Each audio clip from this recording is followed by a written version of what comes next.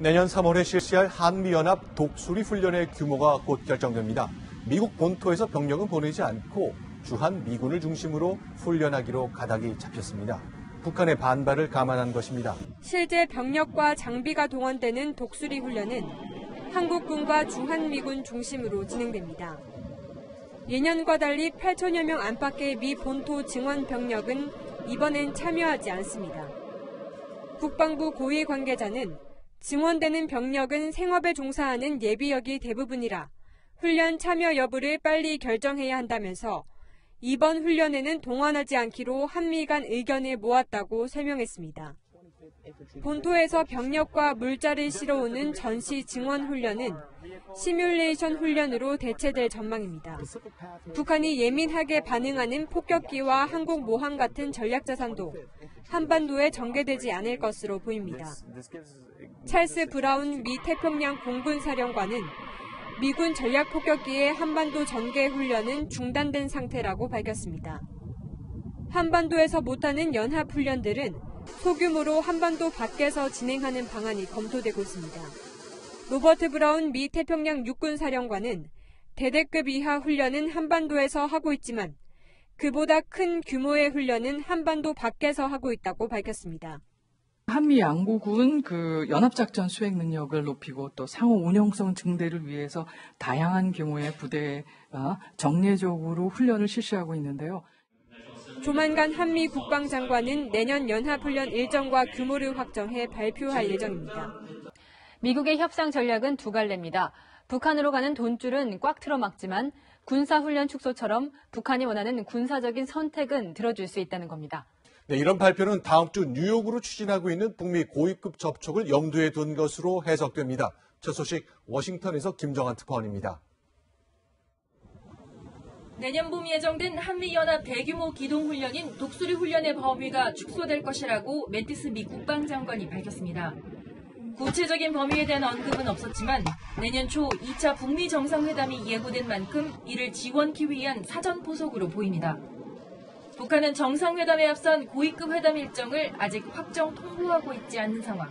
최상기 has not met Steve Biegun yet, and the North Koreans continue wanting to minimize preparatory work and get right to a meeting with Donald Trump. 때문에 한미 훈련 축소 언급이 이달 말 북미 고위급 회담을 위한 촉매제가 될 수 있을지도 주목됩니다. 국방부는 매티스 장관의 발언은 공식 발표가 아니라고 말을 아꼈습니다. 그러나 핵 항모 등 전략자산 전개 없이 훈련 기간을 절반으로 줄여 실시하는 방안을 검토 중인 것으로 알려졌습니다. 한편 폼페이오 미 국무장관은 시간에 쫓기는 듯한 대북 협상은 하지 않겠다는 뜻을 분명히 했습니다. There's no time frame. We don't want to set a date certain, but it's more than day by day in the sense that there is a plan. 미국은 한미 연합훈련 규모를 축소하며 북미 협상 기조를 적극 이어가면서도 북한의 인권 탄압과 유린에 대한 책임 규명과 처벌을 적극 촉진하겠다고도 밝혔습니다. 북한을 대화의 테이블로 끌어들이기 위한 동시다발적인 채찍과 당근으로 해석됩니다. 북한이 이 핵탄두 소형화를 계속 진행해 왔다라는 거를 전제로 얘기를 한다면 비핵화 의지가 없다라고 비난을 할 수도 있지만 그만큼 북한 입장에서도 지금 미국의 제재 해제에 대한 어떤 신호가 전혀 없기 때문에 믿을 수 없어서 하는 행동이다. 이렇게 거꾸로 볼 수도 있는 거 아닌가요? 그렇죠. 북한 입장에서는 어쨌든 체제 안전 보장이 안 되고 그러다 보니까 이제 소형화하고 핵무기의 이제 업그레이드를 계속하고 있는데 그리고 아까 이제 앞서 말씀하신 어떤 방사포 사격이라든지 전혀 지금 훈련 기간도 아니고 이런 때 하고 있고 이런 것은 결국 미국의 어떤 군사적 옵션에 대비해서 나름대로 군대의 어떤 전투력, 전쟁 능력을 좀 제고하는 거란 말이죠. 네. 따라서 제가 볼 때는 우리 청와대가 뭐 북한하고 어떻게 비핵화를 할 수 있는 것처럼 지금 약간 착각하고 있는 측면이 있습니다. 북한은 철저하게 비핵화에 한해서만은 미국의 이 레버리지로 만들어놓고 활용하고 있기 때문에 아마 적어도 우리 대한민국이 뭐 한 100억 달러 이상을 김정은에게 주겠다. 그러면 포기할런지 모르지만 그건 우리 국민들이 용납할 수 없는 일이고 이래서 네. 북한의 소형화 이것은 뭐 계속 진전될 수밖에 저는 없다고 봅니다. 네.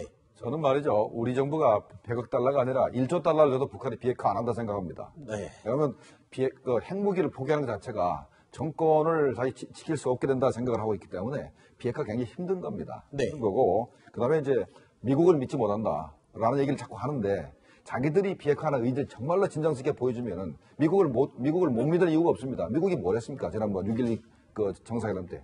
당신들이 만약에 비핵화를 하면 우리가 한국처럼 잘 살게 해주겠다. 분명히 약속을 했어요. 네. 그거 못 믿습니까?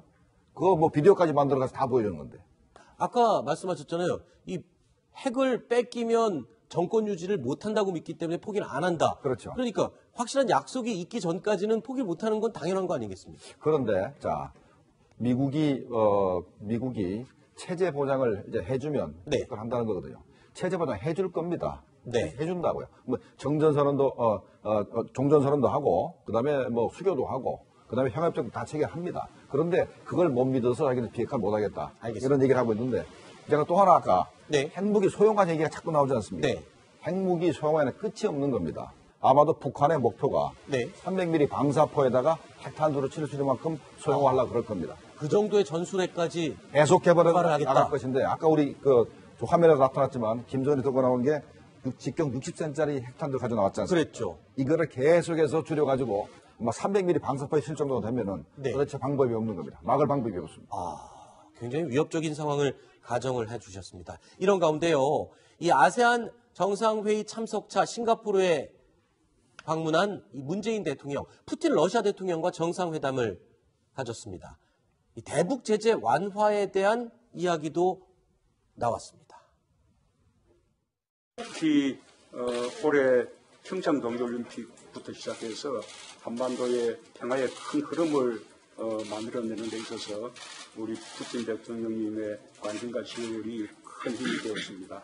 이제 2차 북미 정상회담과 김정은 위원장의 서울 답방을 앞두고 있는데 그 두 차례의 정상회담들을 통해서 한반도의 완전한 비핵화와 평화 프로세스에 큰 진전이 있을 것이라고 기대합니다. Мы активно работаем на международной арене, в том числе по разрешению главного вопроса, самого чувствительного, по разрешению северокорейской ядерной проблемы. Там всегда есть о чем поговорить, объем наших отношений очень большой. 자, 문재인 대통령과 푸틴 대통령이 대북 제재 완화를 놓고 한 목소리를 냈습니다. 러시아와 중국은 뭐 원래 유엔에서도 공개적으로 국제 무대에서 대북 제재 완화를 외쳐왔기 때문에 문재인 대통령의 저런 제안과 의견에 동의하는 건 당연한 거 아니겠습니까? 그렇죠. 이번에 푸틴 대통령은 늘 지각 대통령이었는데 오히려 문재인 대통령보다 먼저 와서 네. 정중하게 우리 대통령과 회견했는데 어쨌든 러시아로서는 과거 6자 회담 때도 그렇고 북한 비핵화에 대해서 항상 좀 변두리에서 맴도는 그런 방관자의 입장이었습니다. 그런데 이번에 이제 문재인 대통령과 한 대화 내용을 보면 상당히 적극적인 그런 의지를 보이고 있는데 네. 이것이 과연 러시아의 본심인지 아니면 최근에 새로 형성되고 있는 러시아 중국 간의 어떤 블록 형성에 하나의 연막을 치는 건지 네. 우리가 이 본질을 깊이 이해하기는 아직 좀 어려운 상황입니다. 조금 전에 안 박사께서 이런 얘기를 해주셨습니다. 지각대장으로 유명한 푸틴 대통령이 3분이나 먼저 와서 기다리고 앉아 있었다. 자, 다음 그림 보실까요? 자, 그러니까 이 푸틴 대통령이 어떻게 보면은 이번에 북한 제재 완화에 대한 어떤 요구나 뭐 이런 게 있어서 그런 태도가 반영된 거라고 봐야 되나요? 이런 걸? 중국하고 러시아가 근래 들어서 한 2, 3개월 전부터 북한에 대해서 제재를 완화하거나 해제해야 된다는 주장을 자꾸 이제 해왔지 않습니까? 네. 저는 그때 중국과 러시아가 북한 핵 문제에 대해서 전략적 전환이 있다고 좀 봤고, 그래서 북한 핵이 러시아나 중국의 이익에 반해서 사용되지 않으면 네. 응연할 수도 있다는 입장을 가졌다고 저는 판단했거든요. 아하. 그래서 제재를 완화할 필요가 있다 소리를 한 것은 북한 제재가 붕괴되는 걸 원치 않는다 이런 의미인 것 같고, 네. 또 우리 대통령께서도 그와 비슷한 말씀을 하셨지 않습니까? 북한의 비핵화가 일정 정도 진전되면은 대북 제재를 완화할 필요가 있다 말씀하셨는데 아마도 그 부분에 대해서는 러시아하고 우리 정부가 같은 입장이 아니겠나 이렇게 생각을 합니다. 자, 그런데요, 문제는 미국입니다. 문재인 대통령, 푸틴 대통령만 만난 게 아니라요, 펜스 미국 부통령도 만났습니다. 자, 오늘은 북한이 완벽한 비핵화를 하기 전에 대북 제재 완화는 없다 입장을 고수하고 있는 미국 펜스 부통령을 만난 겁니다. 펜스 부통령의 이야기 먼저 확인해 볼까요? We respect the inter-Korean talks that have been taking place. President Moon and I talked. very openly about that. And he assured me that as those inter-Korean talks take place, that there will continue to be very close coordination with the United States, and also that South Korea remains committed to fully enforcing all of the UN resolutions and sanctions. We expect all of our allies and partners in this effort to fully enforce all UN Security Council resolutions, and that includes China.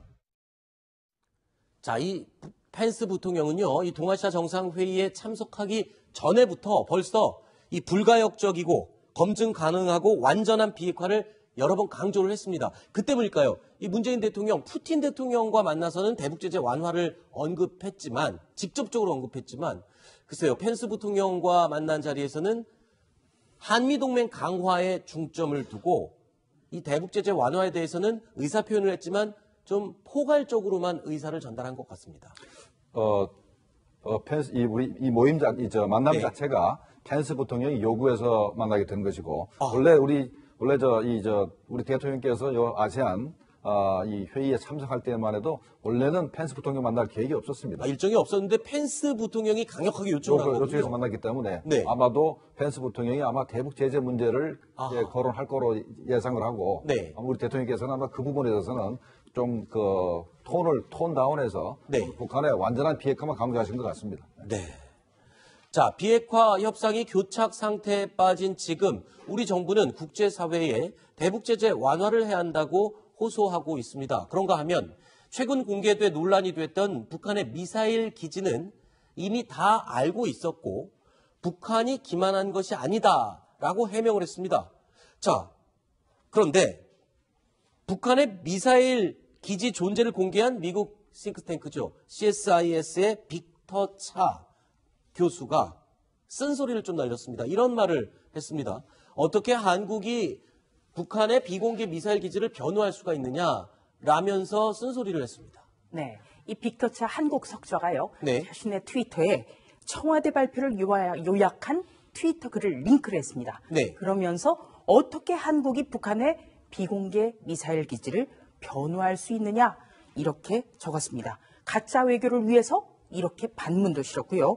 모든 북한의 탄도미사일은 금지가 되고 있는 게 그 국제사회의 대북 제재 방안인데 여기에 대해서 청와대가 나서서 북한의 무기 소지를 합리화하고 있다. 네. 이렇게 맹비판을 한 겁니다. 그렇군요. 일단은 참 복잡하고 어려운 문제인 것 같습니다. 단순한 일이 절대 아니죠. 조금 다른 이야기를 잠깐 하나 더 짚어보겠습니다. 김정은 위원장의 서울 방문을 준비하는 이른바 서울 방문 환영단이란 단체가 회원 모집에 나섰는데 논란이 되고 있습니다. 현수막까지 서울 광화문 한복판에 걸었습니다. 글쎄요, 이 내용을 보면 이 김정은 위원장을 환영하기 위한 그런 단체입니다만 문구가 조금 시기가 좀 빠른 것 같기도 합니다. 조수진 부장. 시기도 빠를 뿐더러 네. 이거는 서울에서 있을 수는 없는 일이죠. 자, 좀 소개를 드리면요. 김정은 북한 국무위원장의 서울 방문을 환영하자면서 8일 날 백두칭송위원회라는 단체가 결성이 됐습니다. 네. 백두칭송, 바로 북한의 백두혈통이라는 김정은 일가를 칭송하자 네. 이런 단체입니다. 네. 이런 단체 명의의 플래카드가 서울 시내에 걸렸다는 것 자체가 네. 엄중한 사안으로 봐야 되는 겁니다. 네. 네. 그리고 주말에는 서울 도심에서 김정은이라는 제목의 연설대회도 준비가 돼 있고요. 서울 시민 환영단체라는 단체까지 등장해서 김정은 환영 현수막을 서울 도심 곳곳에 내걸었습니다. 이 단체가 지금까지 3번이나 지금 고발을 당한 상태라고 하죠? 네. 어떻게 구성이 된 단체입니까?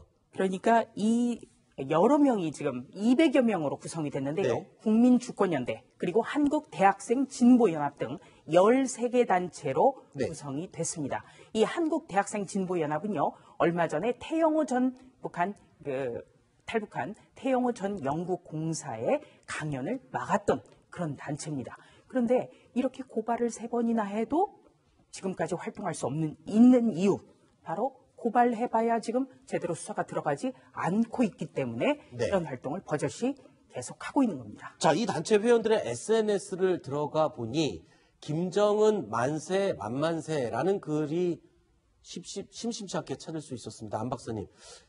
아직까지는 물론 다양한 의견을 개진할 수는 있습니다만 아직까지는 이런 글들이나 외침들이 좀 불편해하시는 분들이 꽤 있을 수 있어요. 그렇죠. 이것은 뭐 우리 대한민국 국민들의 정서에도 맞지 않고 모든 정의와 양심과 진리에 어긋나는 것입니다. 왜 백두칭송위원회라는 제목 자체가 개인 숭배와 우상화를 조장하는 것이고 김정은 만세를 부른다.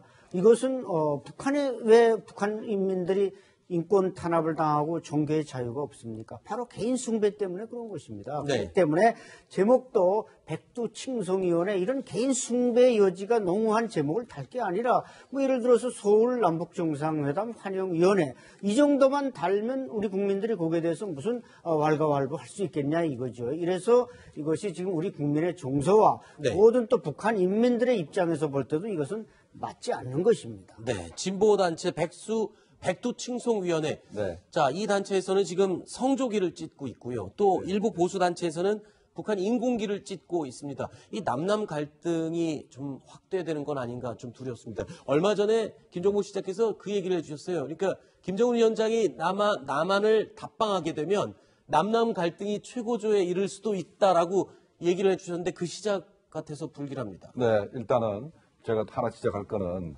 현재 분명히 백두칭송위원회는 국가보안법상 네. 오무찬양죄에 해당됩니다. 네. 네, 이거 분명히 우리 경찰에서 얼마든지 잡아다 수사할 수가 있는 건데 안 하지 않습니까? 이게 문제가 되는 거지. 국가보안법을 자꾸 위반해도 법에 조촉이 안 된다는 인식이 가게 되면 저런 게 만성화돼가지고 네. 앞으로도 계속해서 북한을 찬양하고 김정은 족벌 체제를 찬양해도 우리나라 법 자체가 적용이 안 될 수 있는 것이 굉장히 두려운 것이 국가보안법을 폐지하지 않아도 자동으로 무력화되는 것입니다.